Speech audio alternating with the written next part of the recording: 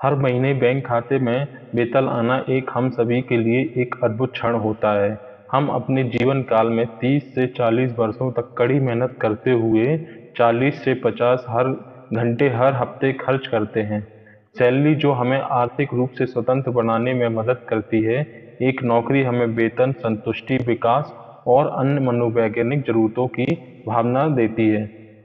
हम में से कई लोगों ने इक्विटी, म्यूचुअल फंड, ईएफटी आदि के निवेश के बारे में सुना होगा, लेकिन शायद ही कोई इन उपकरणों में निवेश ना करने के नेगेटिव प्रभावों के बारे में बात करता है। मतलब इन सभी में इन्वेस्ट नहीं करते हैं तो उसके क्या नुकसान हैं। आइए जानते हैं बैंक खाते में के बारे में। बैंक शायद आज पैसा जमा करने के सबसे सुरक्षित साधनों में से एक है।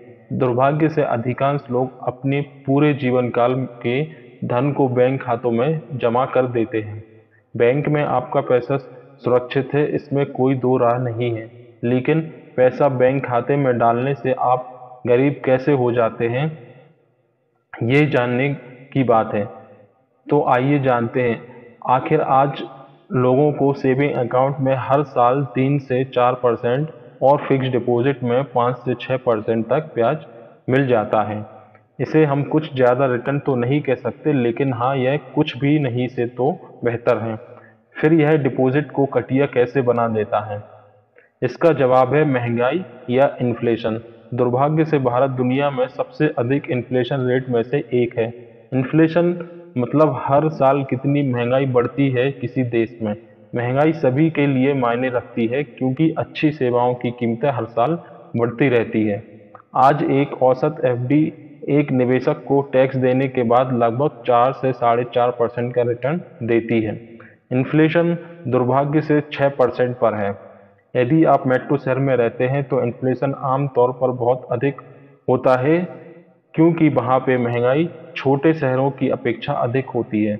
इसका मतलब यह है कि बैंक खाते में फंसा पैसा आपके पैसे की वैल्यू को धीरे धीरे खत्म कर रहा है। इसे 10-15 साल दें और यह समय के साथ आपकी परचेसिंग पावर को 20 से 30% के करीब नष्ट कर देगा। मतलब जो चीज आप 10 साल पहले 100 रुपए की खरीद रहे थे, वही अब 120 और 130 रुपए की हो गई होगी।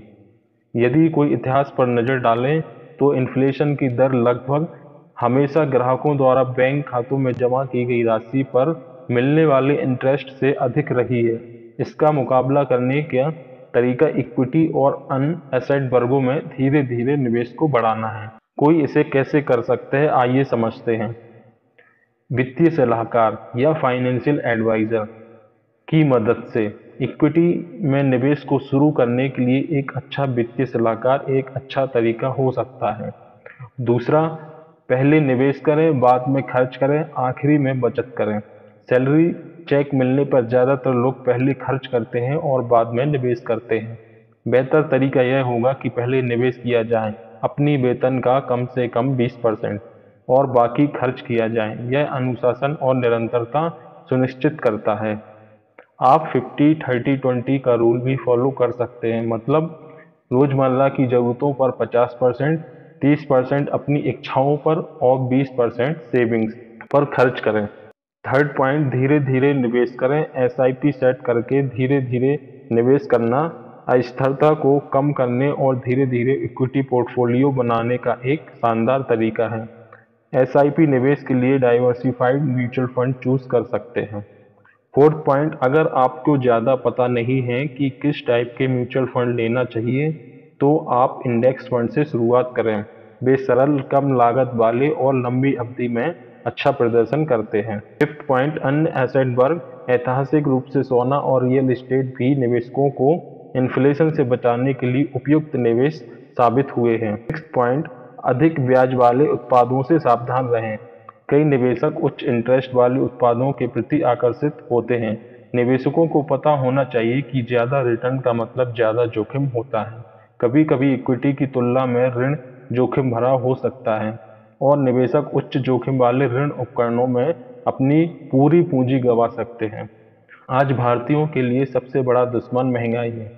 हमें संपत्ति बनाने और इन्फ्लेशन से लड़ने के लिए इक्विटी और अन्य एसेट वर्गों जैसे सोना, रियल एस्टेट का उपयोग करना चाहिए। याद रखें, इक्विटी में निवेश के लिए लंबी अवधि की सोच, धैर्य और शेयर बाजार में अल्पकालीन या शॉर्ट टर्म में उतार चढ़ाव को झेलने की क्षमता की आवश्यकता होती है।